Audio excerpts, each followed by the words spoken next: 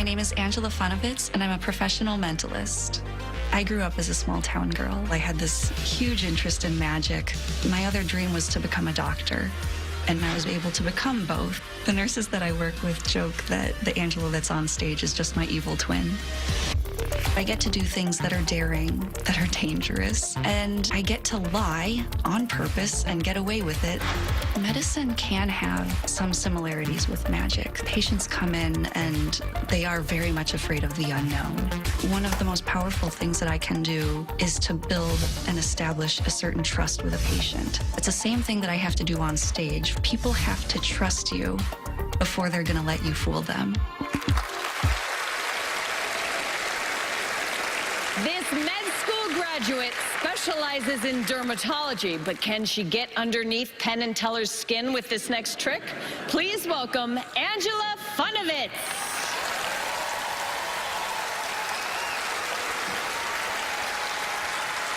Thank you very much. Throughout the ages, there have been countless demonstrations of subliminal and subconscious influence that have proven to be nothing but a hoax. However, dozens of studies have shown that human behavior can be primed in various ways. With that idea in mind, we're going to play a game. I'm going to use this here paper ball to select one random audience member to act as a test subject of sorts. Please catch. You, sir. You'll make a perfect test subject. What is your name, sir? Jason. Jason. Yes. I'm going to be showing you a series of several images, each with a word association. So, starting off. Love. Danger. Fire. Chance. Poison. Having seen those, I'd like you now to take a look at this blank slate and form in your mind any word in the English language. You have one in mind? Yes. Go ahead and say that word for us out loud, please. Gold. Gold. G-O-L-D? Yes. Gold.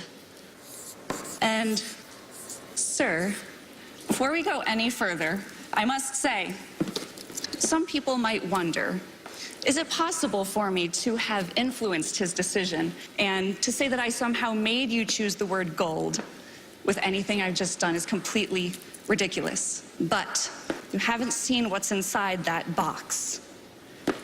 You still have that paper ball in hand? Please bring it on up here and join me. Give him a big round of applause. Thank you. So, nice to meet you. Nice to meet you as well. So like I said, we need to get to what's inside of this box. We'll leave that there. What I brought for you, as you can see, is an American English dictionary. Now come right on over here. Okay. You and I are going to stand right here, and we're going to look up your word, gold. It's your responsibility right now. Go ahead. I'll do my best. All right. So let's see. We're at gaff, geometry, getting there. Gossipy. Oh, wait a second. What do we have here? We have page 210 on the left, page 213 on the right. You've almost found your word, correct? Go ahead Almost. and show that there is that one page ripped out of the center. Right about where your word gold should have been. Yeah. And the question is, where's the page? You'll remember when I came out here, I started off with a little paper ball. I tossed that paper ball out to randomly select you. Please hold this open just like this. Because this right here, in play the entire time, is that your word? That's gold. A perfect match. Thank you, everybody. Thank you, Jason. Ladies and gentlemen, that was incredible. Thank you. Wow. Also, med school, and magician. And magician, yes. And you sort of always, even as a child, had both in mind? Yes, I actually did. When I was 10 years old, I actually wrote an autobiography. It was a class assignment, and one of the topics was, what do you want to be when you grow up? And I wrote on that page, I want to either be a doctor or a magician. Turns out I ended up becoming both. I found that book a couple of years ago, and it was really a beautiful thing. That is so great. And do you ever get confused and do one when you're supposed to be doing the other? Hopefully not at the very dangerous situations. That's true. Well, if you could make a mole disappear, that'd be pretty good. There you go. Fantastic. All right, well, let's check in with Penn and Teller. Penn, Teller. Oh, my goodness. Hello. Angela, good to see you again. We know her. see you, too. We've seen her before. Good to see her. You know, this kind of trick, I want to talk about how you didn't do it. A trick like this is usually done with what's called pre-show work. And pre-show work means you do something with someone in the audience that is a real trick for them, but that the rest of the audience doesn't see.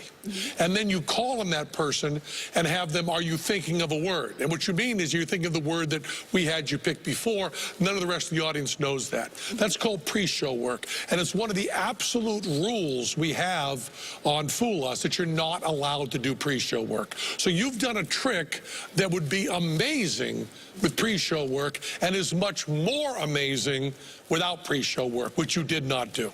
So the trick you had to do right here, one of the amazing parts of it is that everything that had to be done was done right here on stage, crystal clear, and we just didn't see it. And what I want to talk about is women in magic who are, it's a very, very rare thing, and I'm so glad it's starting to happen more, but you're really suffering for your art. You're wearing those high heels, and I have worn heels in a magic trick that are very, very high, and I know how much those hurt.